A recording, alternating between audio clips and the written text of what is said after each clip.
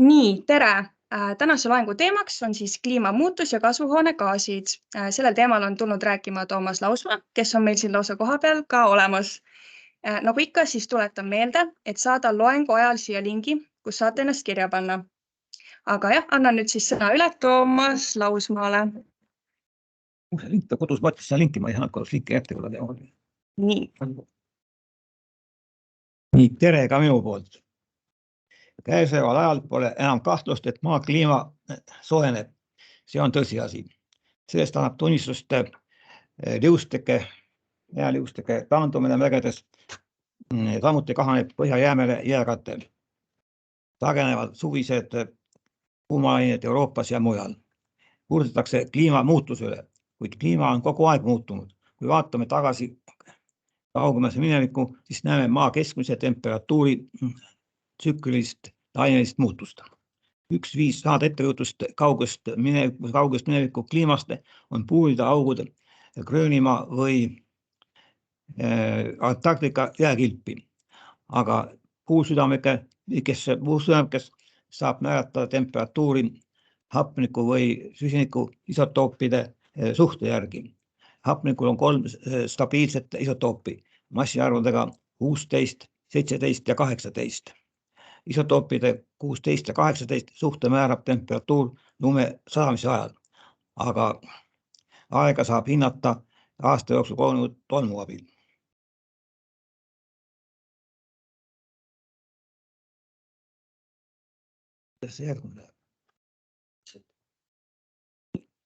Nii, siin on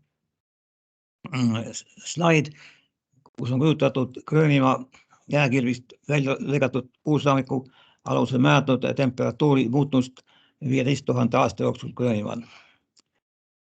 Alguses oli jääaeg, aga jääaeg ei olnud ka täitsa ühtlane, jääajal esines soojemaid perioode. Aga jääaja lõpp oli väga kiire, sulamine toimus väga intensiivselt. Ja 11 500 aastat tagasi tõusis temperatuur väga kiiresti paari sajandi jooksul liigaudu 10 kraadi. Edaspidi natukene aeglasemalt juba. Ja aega 11 000 aastast aega jääaja lõpust kuni tänapäevani nimetatakse holotseeniks. Ja Gröönimaal oli temperatuur kogu holotseeni vältel välja arvatud see lõpuosa kõrgem kui tänapäev. Eriti soe oli kliima holotseeni alguses, suisa 3 kraadi kõrgem kui tänapäev, kuid siiski ei olnud ühtlane. Esinesid külmemad perioodid. Eriti külm periood oli 8200 aastat tagasi, kui temperatuur langes 30 aastaga üli 3 kraadi ja see jaheperiood kestis 200 aastat. Edaspidi on ka küllalt märgatavad temperatuuri kõikumised. Nüüd tulles ajas ligemale, siis 3500 aastat tagasi oli nii-öelda miinuse soe periood. Ja edasi järgmine soem periood oli Rooma soe periood ja Rooma soe periood järgnes keskaja soe periood. Siin temperatuuri alanevas järjekorras. Nüüd siin on temperatuuri muutus viimase 2000 aasta jooksul. Siin on kujutatud mitte temperatuuri, vaid temperatuuri kõrvalkalete põhja poolkera mingist keskmisest temperatuurist. Alguses meie aja alguses esimesel sajanditel oli Rooma soe periood, kus temperatuur oli sama kõrge kui praegu või isegi natukene kõrgem. Edasi temperatuur alanes, tuli pimeda keskaja jahe periood. Eriti jahe oli temperatuur aastatel 530 kuni 540. Siis taas isegi Mesopotaamias lund ja see oli üle maailmne jahenemine. Isegi Hiina kroonikat märkisid ilma jahenemist. Eriti rängalt mõjus see periood Põhjamaades. Järgnesid viljaikaldus ja nälg. Aga lõuna pool ei jäänud eriti hästi. Ja kohe sellele näljale järgnes aastatel 540 kuni 560 suur katkulaine, mis kõvasti häiritas rahvast Bütsansis ja Euroopas. Ja oli ka üks põhjus araablaste edule tähendab, ja veel rohkem mõjutas araablaste võidukäiku see, et tol ajal olid 2 suurriiki, Bütsants ja Iraan, tolleaegne Iraan, omavahelisest sõjadest ühest üheks jooksnud. Seepärast, kui araablased alustasid Muhamedi lipu all oma invasiooni aastal 630, siis nad oli vastuvõndele nõrk. Nüüd edasi temperatuur oli ikkagi madal, aastal 800 ringis esines isegi Mustal merel jääd. Ja siis edasi temperatuur hakkas soenema aastal 900 ja keskaja soe periood kestis aastatel 900 kuni 1200 ja oma lõpuperioodil, tipuperioodil oli ta temperatuur sama kõrge kui praegu või isegi tundub, et ta kõrgem oli. Edasi tuli väike eaaeg, kus temperatuur astmeliselt vahete tõusudega, väikeste tõusudega langes ligi 500 aastat, aastast 1200 kuni 1700. Ja väike eaaeg saavutas oma miinimumi aastatel 1660 kuni 1720, lõppu tipp on kuskil 1700 ja sealt peale edasi on temperatuur tõusnud. Küll natuke ebaühtlaselt, aga tõusnud siiamaani. Ja peab mainima, et aastalt 1700 millegagi hakati temperatuuri täpsemalt mõõtma. Et aastalt 1714 tuli Fahrenheit välja oma skaalaga ja 1730 tuli Reaumur ja 1742 Celsius esitas oma temperatuuri mõõtmise skaala. Ja sealt maale ongi temperatuuri nagu mõõdetud, 300 aastat on see kestud. Nüüd on see temperatuuri muutus aastast 1850. Siin on kujutatud ka jälle mitte temperatuuri, vaid temperatuuri kõrvalekallet aastate 1961-1990 keskmisest. Ja nagu näete, see keskmine temperatuur on pidevalt tõusnud, isegi kiirenevalt, sujuvalt. Aga mis puutub üksikutesse aastatesse või mõningate aastate ajavahemikku, siis siin kõrvalekalded on küllalt märgatavad. Selle joonise ma sain Ain Kalliselt ja ta on siin märkinud, et allapoole sakkide juurde sel aastal pulsanud vulkaanide nimed. Ja nagu näha, vulkaanipursked alandavad kliimat ja 2 põhjusel. Esiteks õhku põhjatud tuhk vajestab päikese kiirgust ja päikese kiirgus ei pääse maapinnale nii intensiivselt ja teiseks teatab tuhk ka niisuguseid helkivaid või peegeldavaid osakesi, mis peegeldavad kiirgust tagasi. Ja nagu näha, siis üks mingi supervulkaani pulse võib kliima soojenemisele piiri panna. Ja kui vaatame seda kõverat, siis see ei ole midagi muud kui järjekordse maa keskmise temperatuuri tsüklise muutuse üks tsükli osa, see tõusev osa. Ja sellele peaks loogiliselt järgneva ka langev osa. Ja päikese aktiivsuse 400-aastase tsükli teooria kohaselt peaks aastatel 2030 ja 32 algama kliima jahenemine. Aga no see paistab. Siis maa keskmine temperatuur kujuneb välja bilansi alusel. Selleks, et maa temperatuur oleks stabiilne, peab päikeselt saadud soosulk võrduma soosega, mida maa ise kiirgab ilmaruumi. Ja see päikeselt saadud soosulka või soolust voogu saab iseloomustada solaarkonstantiga. Solaarkonstant on soojus päikeselt ühele kiirgusega risti olevale ruutmeetrisele pinnale väljaspool maa atmosfääri, vatti ruutmeetri kohta. Kui palju saab üks ruutmeeter soojust või võimsust väljaspool maa atmosfääri, mis on risti ja pind on risti kiirgusega. Nüüd satelliitide otseselt mõõdetud solaarkonstant on vahemikus 1362 kuni 1374 vatti ruutmeetri kohta. Ja see väike vahe, see erinevus on tingitud sellest, et väljaspool atmosfääri andurid või need andurid vananevad küllaltki kiiresti. Samuti on erinevad süsteemid näitavad natukene erinevalt.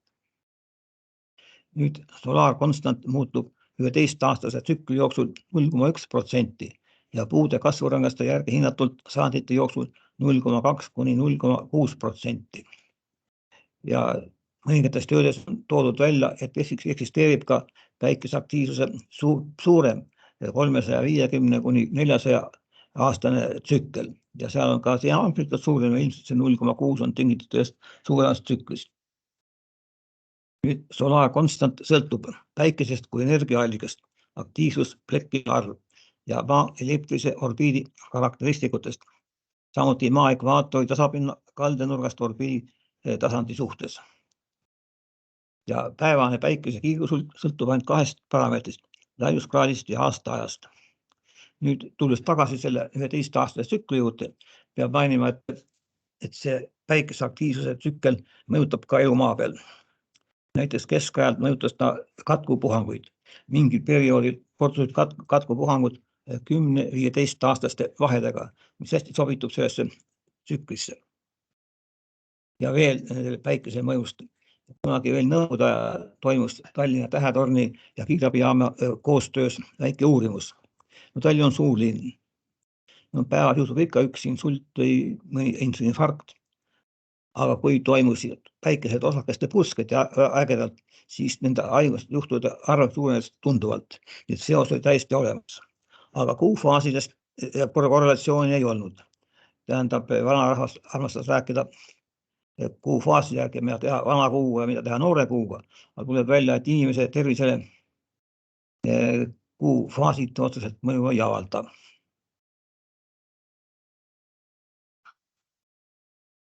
Nüüd maa atmosfääri välispiirile langeva päikese keskmine globaalne kiirgus on 340 vatti ruutmeetrile.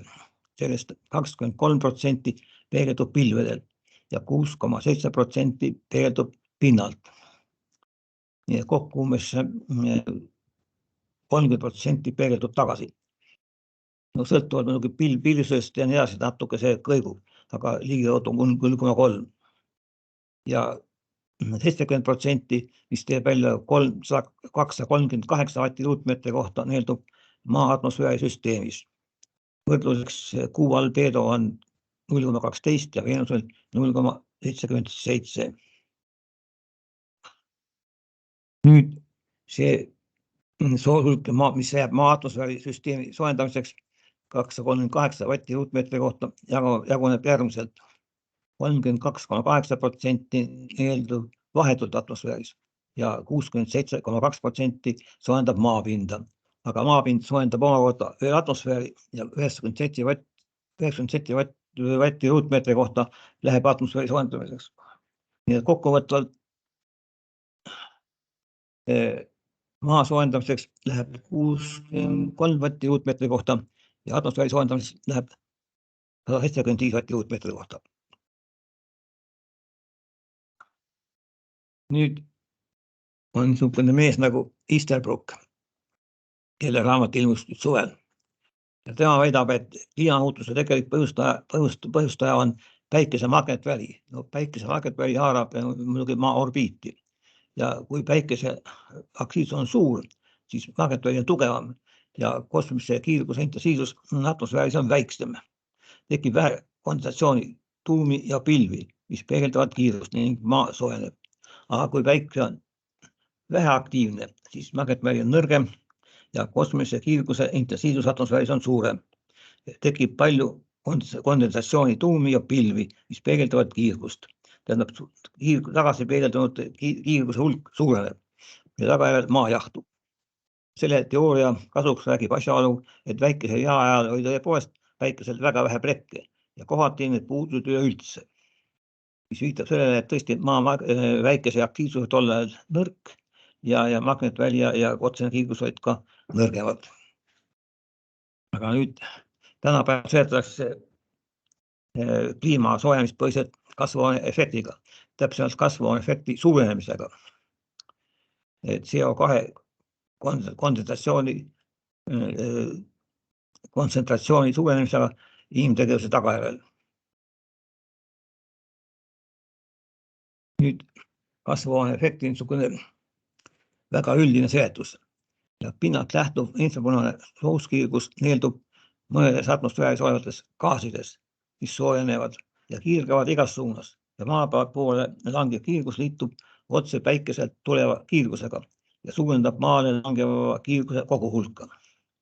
Ja gaasis neeldunud ja kiirgatav sooshulk sõltub aga gaasi kontsentratsioonist, mida tihedam on atmosfääris olev veelduva gaasikiht, seda rohkem ta maapinnalt lähtuvat kiirgust neelab ja seda suurem on ka tagasi maale langev kiirgus. Ja siis ongi, mida suurem on CO2 kontsentratsioon, seda rohkem seda kasvuhooneefekti, seda tugevamaks kasvuhooneefekt läheb. Nüüd, aga ilma kasvuhooneefektita oleks maa keskmine temperatuur ligikaudu –18, –20 ja elu oleks praegusel puhul nagu võimatu. Ja tänu kasvuhooneefektile on maa keskmine temperatuur 14–15 kraadi Celsiuse järgi. Nüüd gaaside mõju kliimale iseloomustatakse globaalse soojenduspotentsiaaliga. See globaalne soojenduspotentsiaal koosneb 3 komponendist. Esiteks, gaasi soojusfüüsikalised omadused, kiirgus, neeldusvõime.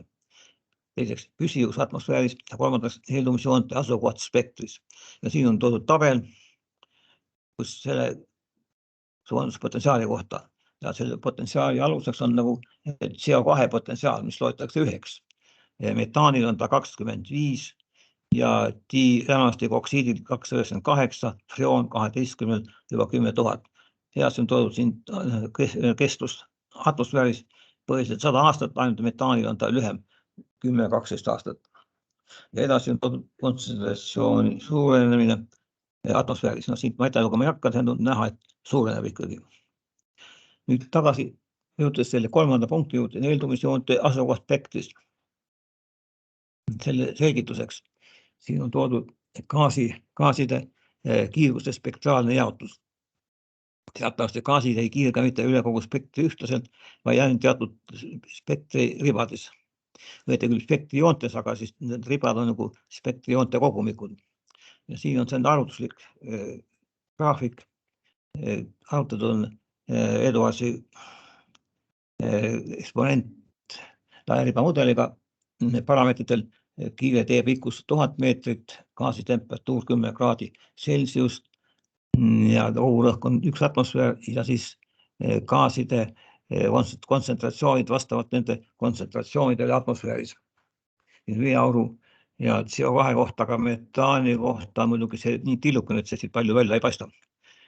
Ja siis on olnud ka veel absoluutselt musta keha kiirgusintensiivsuse ja spektraalne jaotus vabas vormis illustratsiooniks. Ja nüüd on näha, et sinine on veeauru kiirgusneeldumisribad ja punane on CO2 joon. Ja on näha, et nende kiirgusneeldumisribade vahel on aknad, kus kaudu kiirgus läbi paistab. Kõige suurem aken on 8 ja 12 mikromeetri vahel. Suur aken on siin. Ja selle akna kaudu toimub ka põhiliselt maa jahtumine, sest et maa infrapunaine kiirgus omab just maksimum selle sama koha peal.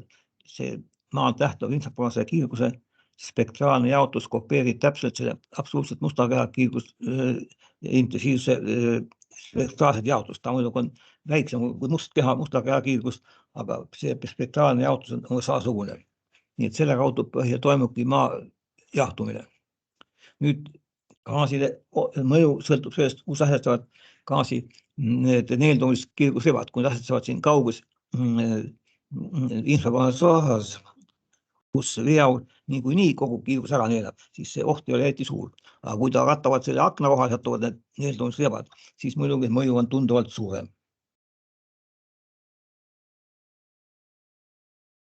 Nüüd lähemalt kasvuhoonegaasidest, veeaur.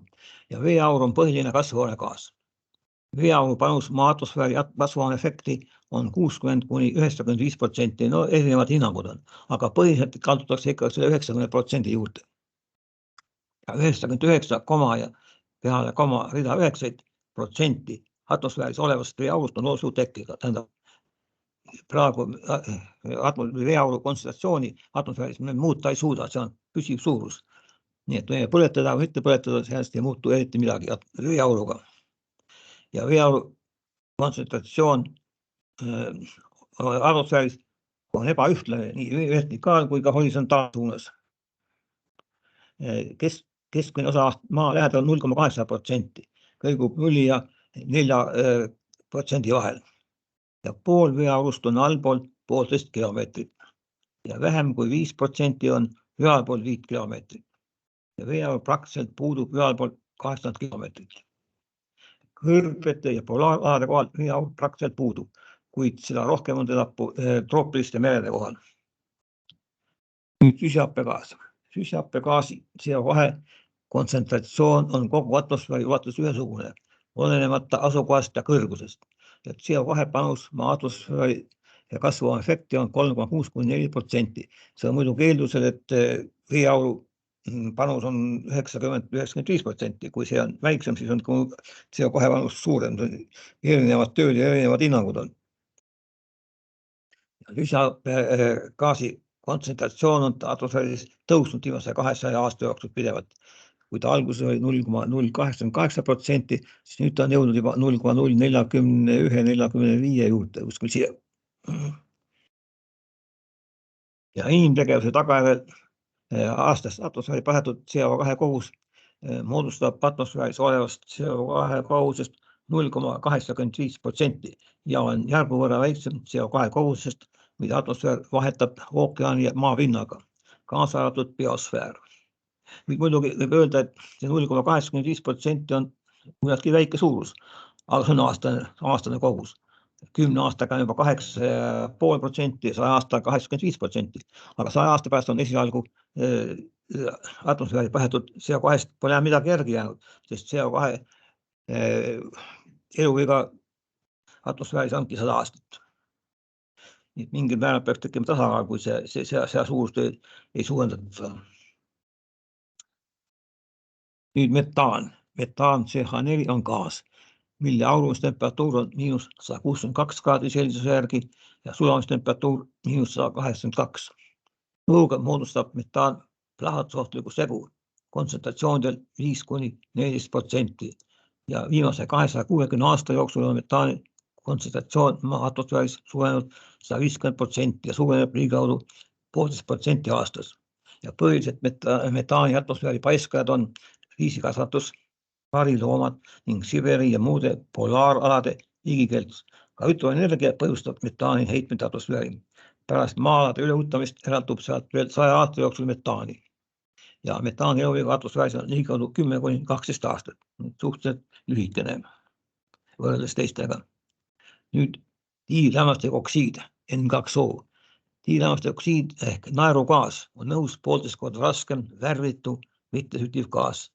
Meil on kergelt magus lõhn ja maitse, reageerib veega. Kasutatakse meditsiinist tuimasti ja valuvaigistajana. On tugev osoonilõhustaja atmosfääris.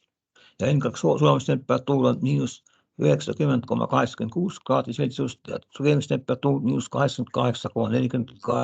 kraadi. Ja 2020. aastal oli kontsentratsioon atmosfääris 333 ppb ehk miljardik osa. Ja ta muutus on 1 miljardik osa aastas, millest 40% on inimmõjuline ja kestus atmosfääris 114 aastat. Nüüd siis on dikloro-difluorometaan ehk freon 12. Siin tihedus on 1490 kilogrammi kuupmeetri kohta. Keemistemperatuur –29,8 kraadi Celsius, laustub vees ja atmosfääris on ka 100 aastat. Nüüd siin on kujutatud metaani kontsentratsiooni suurenemine atmosfääris aastatel 2015–2019. No ega siin palju rääkida ei ole, näha, et ta suureneb. Aga metaaniga on niisugune asi, et kui ma püüdsin see metaani ohtlikkust nagu hinnata, siis nagu tekkis raskusi sellega.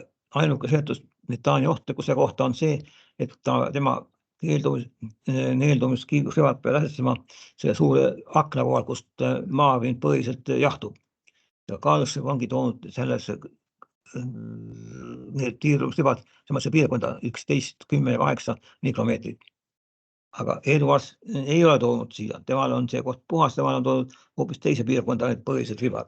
Üks riba on siin kattub enam-vähem. Ja enamustes töödes, nagu näinud, ongi kõik siin need keelduvist ribad. Sest muus osas on asi selline, et näiteks metaani eluiga atmosfääris on 10 korda väiksem kui CO2-l. Ja kui vaadata metaani eksperimentaalset integraalset mustusastet, siis on näha, et ta langeb siin madalal temperatuuril väga järsult. See on siin 0,2 ja nüüd siin on juba 0,1 ja 0,0 ja langeb väga ähku langeb siin. Nii et kõrgetel temperatuuridel metaan on suurem kiirgaja neelda kui CO2, aga madalatel on vastupidi. Just kui vaatame siit CO2 eksperimentaalset mustusastet, siis on näha, et siin ta lõpeb madalatel temperatuuridel kuskil 0,2 juures. Nii et ta igal juhul madala temperatuur võetab tunduvalt oma metaani.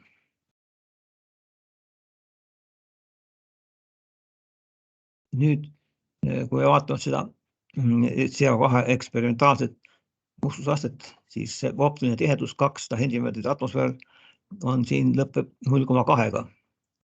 Aga kui vaatame veeauru eksperimentaalset mustusastet, siis siin see 0,2 joon tuleb ja lõpeb kuskil 0,6 juures. Tunduvalt kõrgemal, 3 korda kõrgemal. Ja see on näha, et veeaur on palju tugevam kiirgaja neela kui CO2. Ja kui algas päevakorda tõusis CO2 probleem ja kliima soojenemine, siis tekkis mul algul mõte, et huvitav, et miks veeaurust midagi ei räägita.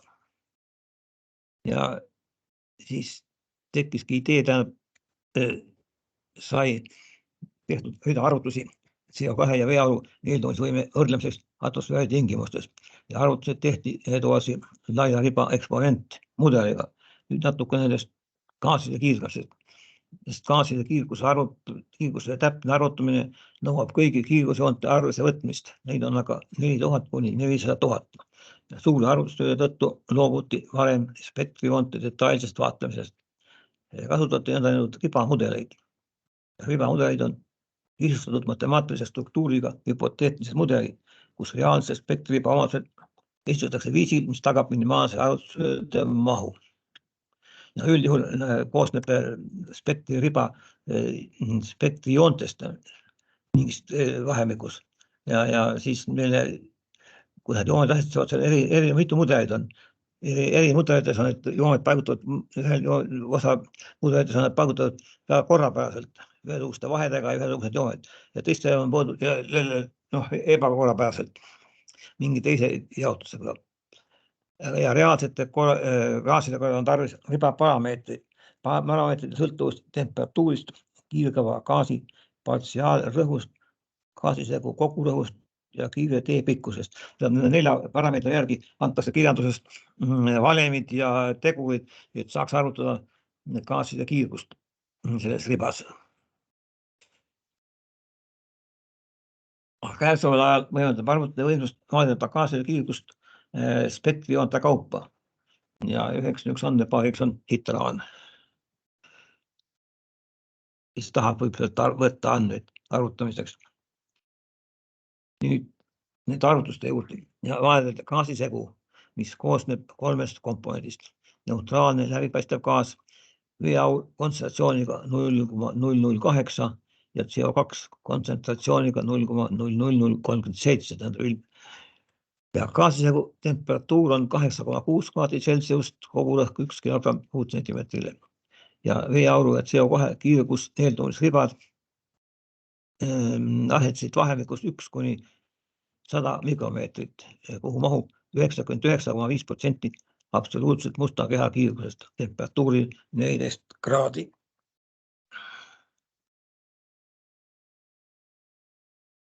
Nüüd tulemustest. Nende parameetrid tehtud arvutused, siin on pandud graafikus tähendab gaasi mustusastme olenevus kiire teepikkusest. Kiire teepikkus muutus kuskil siit 10 meetrist või kuni 1000 meetrini. Ja kõige alumine joon on, punane joon on CO2 mustusaste, siis sinine on veeauru mustusaste ja must on nende gaasisegu mustusaste. Ja nagu näha, on veeauru mustusaste tunduvalt suurem kui CO2. Ja gaasisegu mustusaste on määratud põhiliselt veeauru omadustega. Ja kui nüüd mõtelda selle kasvuhooneefekti peale, siis selle arvutuse järgi hinnang on niisugune, et veeauru panus on 90% ja CO2 panus on 10%. Siis on veel üks töö, kus vaadeldi veeauru suhtelist panust 1 kilomeetri paksuse gaasisigi mustusastmele, sõltuvalt tema enda ja CO2 kontsentratsioonist. Ja gaasi kogurõhk on kilogramm ruutsentimeetri ja temperatuur 8,6 kraadi Celsiuse järgi.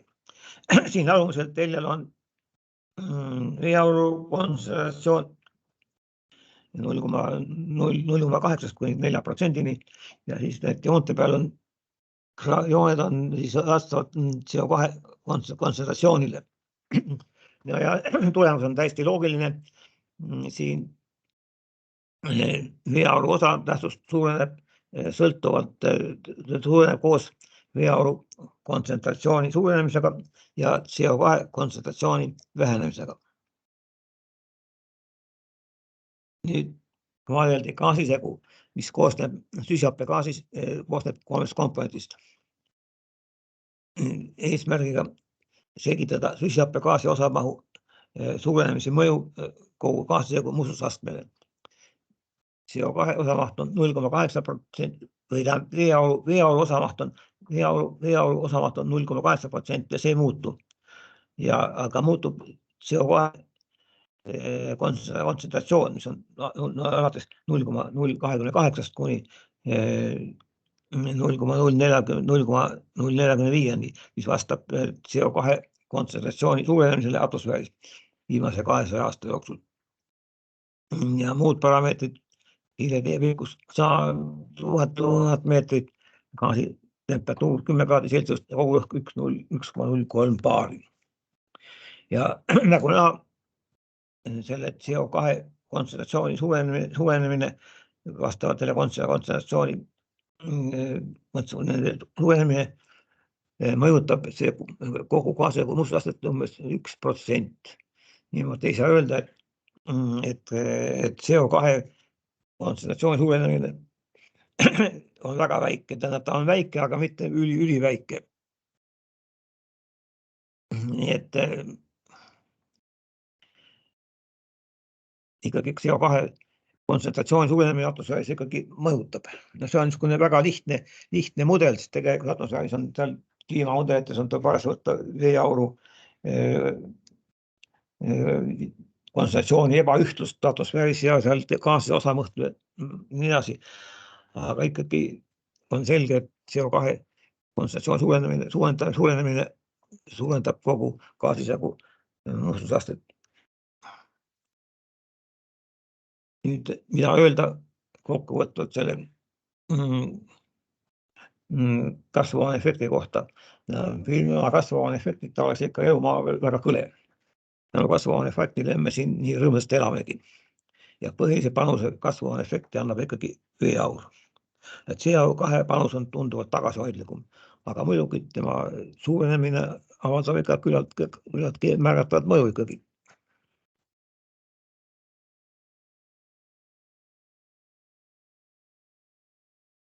Nüüd puit ja CO2. Kirjandusest kujutatakse puidu põletamist kui mingit väga rohelist tegevust. Hiljuti oli kuskil mingi raadiosaade oli, kus üks kiirdi, et läksime maagaasid üle puidule ja nüüd me oleme palju rohelisemad. Aga tegelikult ühe soojusühiku saamisel eraldub puidu põletamisel umbes 2 korda rohkem CO2 kui maagaasi põletamisel ja ka rohkem kui kivise põletamisel. Aga põlevkivi puhul on muidugi nii ja naa, kui võtta põlevkivi kütteväärtuseks 8,1 megajouli kilogrammi kohta standardi järgi, siis jäädub põlevkivi põletamisel 1,2 korda rohkem CO2 kui puidu põletamisel. Aga kui põlevkivi kütteväärtus võtta, ütleme, väärindatud põlevkivi kütteväärtusega 10 megajouli kilogrammi kohta, siis jäädub põlevkivi põletamisel sama palju CO2 kui puidu põletamisel. Ja muidugi tuleb võtta arvesse, et ka metsa raiumisel, töötlemisel rasked masinad keeravad pinna segamini ja sealt tuleb omakorda veel CO2 välja atmosfääri.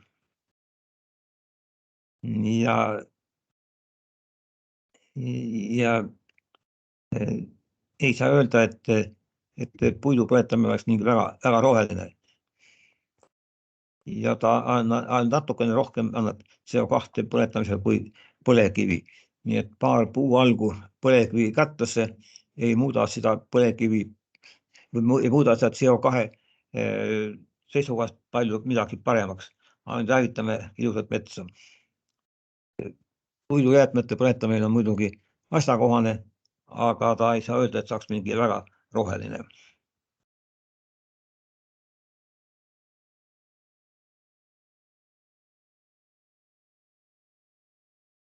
Nüüd Milankovitši tsüklitest.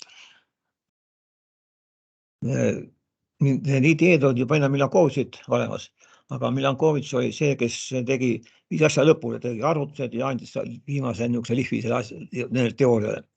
Ja Milankovitši teooria kohaselt mõjutab maa kliimat 3 maavälist tsüklilist tegurit. Esiteks on maa orbiidi ekstsentrilisuse muutus vahemikus 0,05 kuni 0,058 perioodiga 100 000 aastat.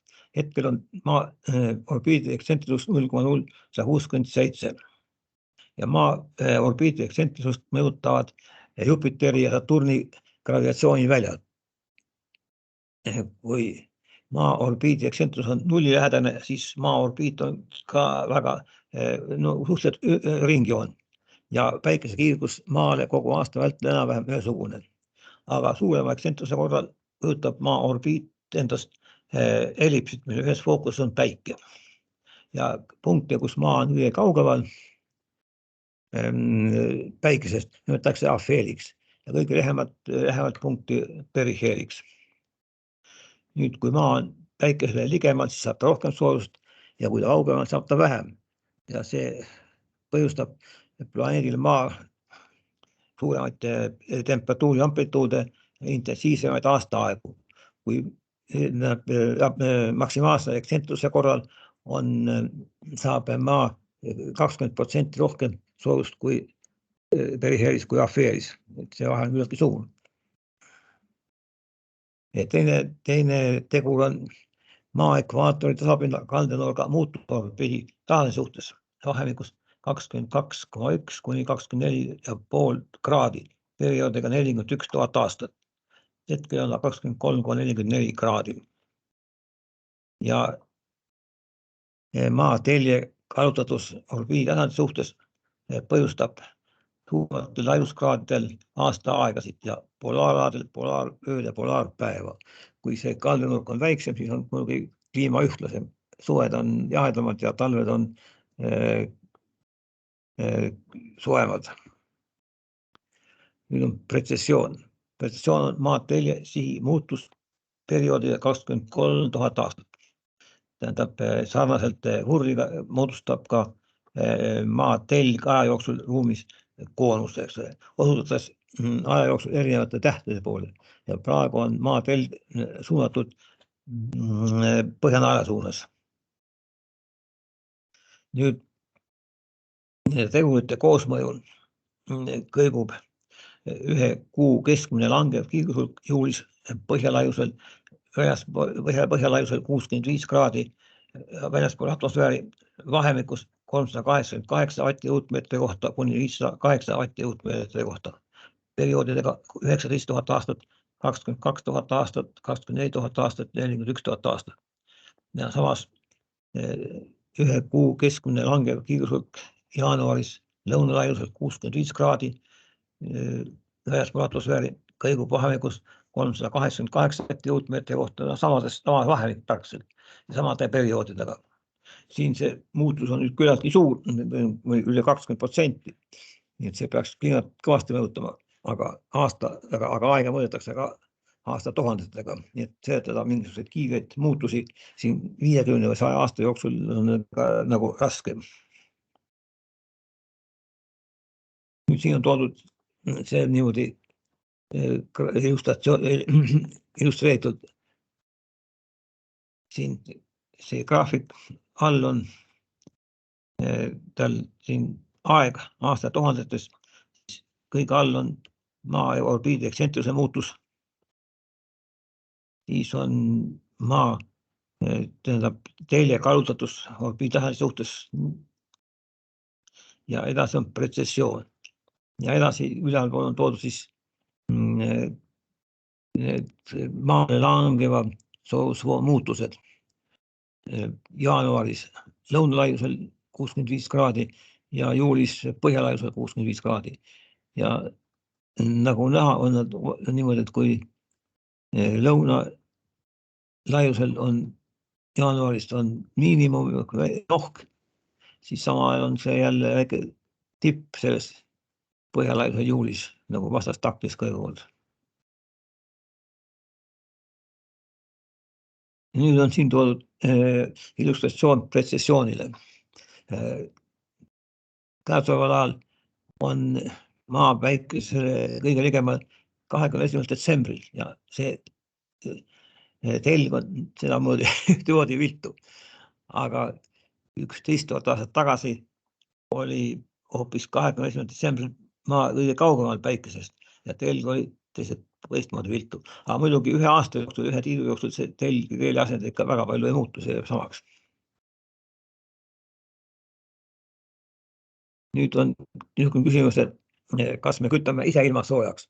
Kunagi ammu nõukogude ajal ilmus ajakirjast Zemlja ja Vselenna ja niisugune artikkel, kus väideti, et inimkond ei saa suundada oma energiatootmist lõpmatuseni. Sellepärast, et kütame ilma soojaks kõik, mis elektrijaamadest toodetud soojus igal pool hajub atmosfääri ja soojendab. Aga nüüd, kui teha väike arvutus, siis selleks, et tõsta atmosfääri temperatuuri 1 kraadi võrra, on tarvis 5,2 10 astmes 18 kilotšauli ehk viies võimluse peale on 5,2 10 astmes 15 megavatti ja selleks on tarvis umbes 2 10 astmes 12 soojuselektrijaama elektrise võimlusega 1000 megavatti ja kasuteguriga 0,4. No see arv on küllaltki suur, ma ei usu, et nii palju elektrijaamu maa peal on, aga täpselt ma ei tea, aga see tundub väga kahtlaselt suur arv olema. Nii et ise me vist praegu väga palju maa atmosfääri temperatuuri tõsta ei suuda, kui natukene kindlasti. Ja muidugi tuleb arvestada ka sellega, et kui maa keskmine temperatuur tõuseb mingi 1 kraadi võrra, siis suureneb ka maa kiirgus ilmaruumi ja küllaltki tunduvalt, nii et see tuleb ka arvesse võtta.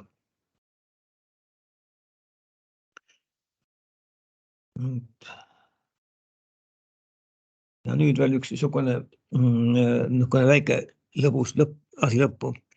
Tähendab, kui te võtate kätte ajalehe, siis seal on niisugune rubriik nagu horoskoop, kus aasta on jagatud just 12 võrdseks osaks, mis kannavad zodiaagi või tähtkujude nimesid. Aga praegu kehtiva tähekaardi järgi on zodiaagi mitte 12, vaid koguni 13 tähtkuju. Maakandja on ka, kusjuures see päikese viibimine tähtkujudes ei ole mitte ühesugune, vaid on väga erinev arv päevi. Näiteks Skorpions on 7 päeva ja näiteks 45 päeva. Ja siin on niisugune väike illustratsioon tehtud. Keskel on päike ja siis toodud siin need päevade arv ja kuupäevad, mille päike on vastavas tähtkujus. Aga muidugi see kõik on täitsa suvaline, sellepärast et me võime aastas on 365 päeva, me võime jagada seda nii, kus tahame, keegi ei takista. Ja tähtmudel on ka aega, me võime tähti grupeerida nii, kuidas erinevalt. Ja ongi näiteks, et Orioni asemel oli maadel eestlatel reha ja koot, väga praktilised asjad. Niimoodi, no sellega ma lõpetan. Nii, aitäh loengupidajale. Kas kellelgi on talle küsimusi? 50 minutit.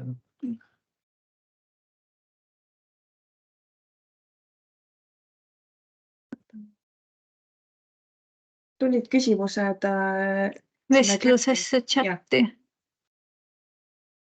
No me nii. Toomas. Nii, Andres Tauka kirjutab. Jah.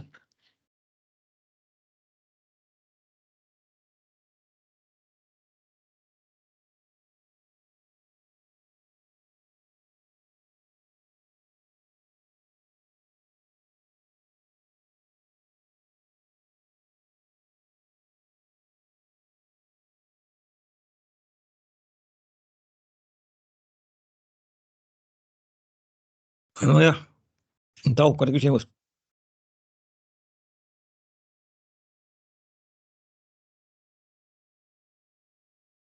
Mets võib küll siduda seda CO2, eks ole, aga antud hetkel, eks ole, see CO2, mis eraldub põlemisel, see jääb atmosfääri ikka lähiajaks, lähi tulevikus ja see ei erine mitte millegi muust CO2-st, mis eraldub muudest allikatest. Nii et see, kas me põletame puitu või muud asja, CO2 jääb CO2-ks. Ja ega see, ütleme, aasta või paari jooksul on ikkagi ta atmosfääris ja avaldab mõju.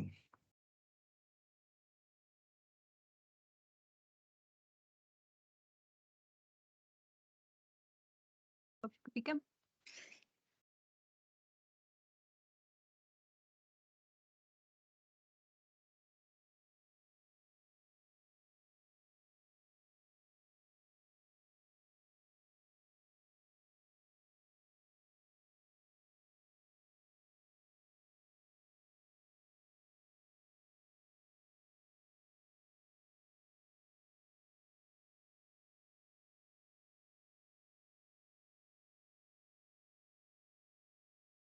Nojah, eks see muidugi, see tuleb muidugi arvesse võtta, sellega ma olen nõus.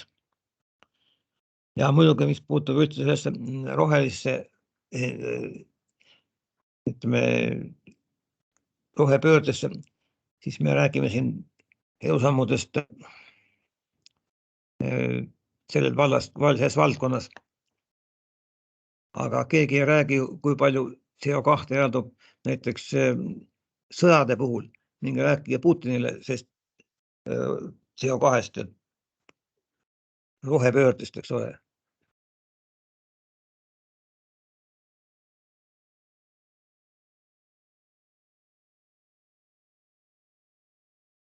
Kas te kahtlete inimtekkelisest ja muud? Ei kahtle. Inimtekkeline mõju on kindlalt olemas. Kogu küsimus on, kuivõrd suur see on. Sest ega eri autorid, keegi ei vaita selle vastu, et inimtekkeline CO2 mõjutab kliimat. Aga kogu küsimus on selles, et ühed ütlevad, et see mõju ei saa olla nii suur, kui räägitakse. Teised ütlevad, et see on väga suur ja see on vaidlust küsimus. Eri autoritel on eri arvamus, nii et see arvamused lähevad lahku. On näiteks tehtud kliimamudeleid ja on ka tehtud artikleid, kus neid kliimamudeleid kritiseeritakse. Ühes artiklis näete, et kliimamudeleid, neid kasutati mineviku ennustamisel, minevikust pandi aegread paika ja kasutati kliimamudeleid siis selle mineviku ilma peal ja leiti, et see ei ole väga täpne. Ja leiti, et kui ta minevikus suudab täpselt ennustada, mis ta peaks siis tulevikus paremini tegema. Nii et need artiklid lugeda, siis on seal väga palju arvamused. Ühed on väga selle CO2 mõju hindab väga kõrgelt CO2 mõju ja on ka töid, kus CO2 mõju kohta öeldakse, et no on küll, et keegi välja astu, et CO2 mõju ei ole, aga öeldakse, et see ei saa nii suur olla, et on ka muid tegureid. No,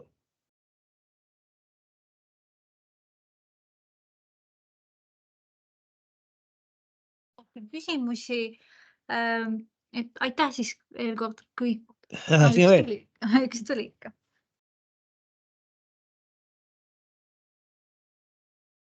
Ma nii kaua ütlen siis veel ära, et kohaloleku kontrolli lingi me saatsime chati, palun kõigil ära täita, siis me teile Ülemaailmselt 0 taseme biomassi puhul 0 maksustatavaks.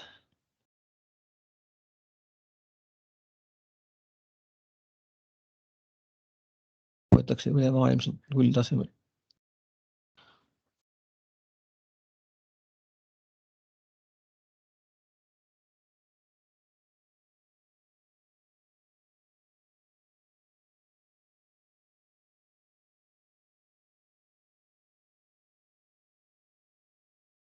No olgu, ma ei oska sellele vastata. Ei saa aru, et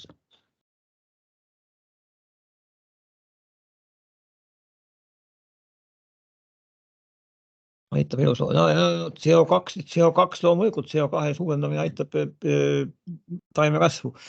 Tundub asi. Võite tõsta käe, siis me anname teile selle mikrofoni õiguse, siis saab kiiremini.